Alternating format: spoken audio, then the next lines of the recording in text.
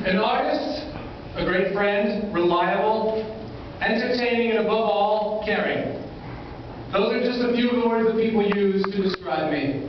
And it's those words that can be used to simply explain why I was chosen as the best man. But tonight is not about me, no.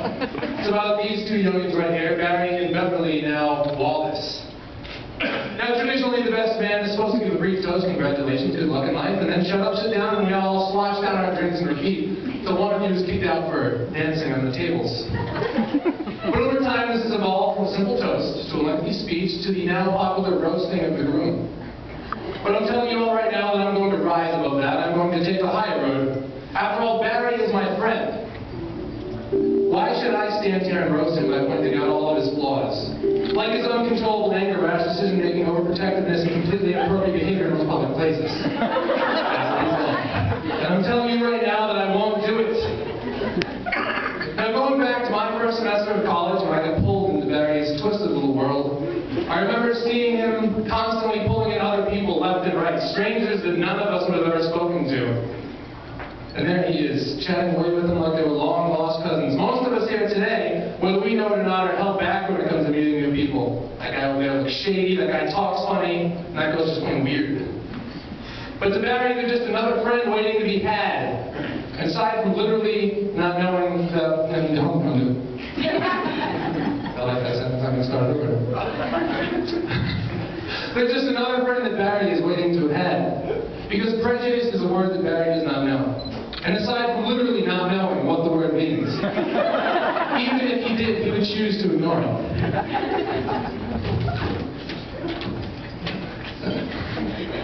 Now, Barry and I met under the oddest of circumstances. There I was, sitting at lunch, my first semester of college, fiddling with my new phone, playing ringtones, when all of a sudden, like a 12-year-old boy that just got off a pixie stick binge, Barry appeared. A few tables over, immediately he flew out of his table and he went up to me, he's like, "Oh man, I love that band. Where'd you get that ringtone? Hi, my name's Barry, what's your name?"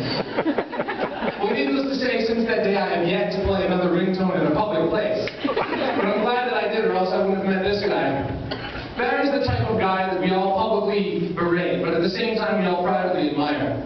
We see him in the store, and there he is, skipping around, touching everything, making lewd gestures with the carrots and the cucumbers, being really, really loud. And at that point, we casually stroll the other way, and believe he's not with us. No, he escaped from the funny part. We don't know where he is, but at the same time, that's who we want to be. We want to be free from ambition and willing to try new things. Barry has never had a problem talking to people, stirring up chat, or making new friends.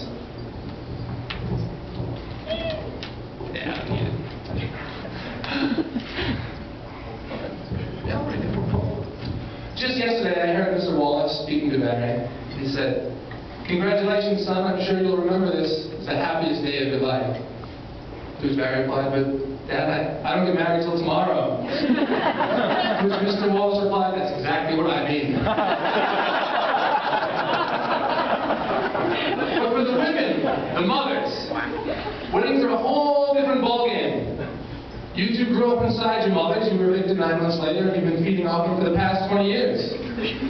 They brought you into this world, and to them, marriage is the point where they let go and lose their children. But please, Mrs. Alvarez, don't look at it like you're losing your daughter so much as you're gaining a son. And Mrs. Wallace, you may be losing a son, but you're gaining your sanity. Because we all know how it usually works before the wedding, the anticipation, the butterflies, the kissy puppy love. Then 5 years down the road, you're still madly in love. You sneak those little texts in public just to let everybody know, yeah, we're married. 10 years down the road, things are going good. And then you hit 25 years and it's a milestone. There you are at your 25th anniversary, both still there. Celebrating with your friends and family, both of you sitting at opposite ends of the room with a restraining order, but you're still madly in love, and that's what counts. I mean, look at Mr. and Mrs. Jim and Joanne Wallace. 25 years happily, well, 25 years married. But all kidding, jabbing, joking, roasting aside, the true test of a marriage isn't at 5, 10, 25, 40 years of marriage. It's at 50 years of marriage. 50 years. How far away it is? I can picture it now, and I enjoy you here they are, Barry, Beverly, both of them sitting right next to each other, holding hands, possibly by choice, but also possibly because both of their nurses are holding their wheelchairs side by side. And before their male nurse, Stefan, cuts their sugar-free diabetic 8th anniversary cake, they look at each other. First, Beverly turns and looks at Barry, his face wrinkled and tired, his libido useless, and his colostomy bag dripping. And then Barry looks and turns to Beverly. A drop of drool in her mouth falls on her shirt. Her breasts on the floor, 2 feet in front of her. And at least half of her face smiling. And for a moment, they turn and they look at each other and they realize exactly why they've been put here. And they lean over to one another and they say, I love you. And that, my friends, is what marriage is all about.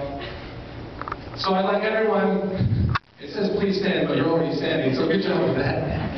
Please stand with me in wishing Barry and Beverly a lifetime of love, a lifetime of good friends in hell, and a lifetime of fond memories and I love yous. Congratulations. Keep your here.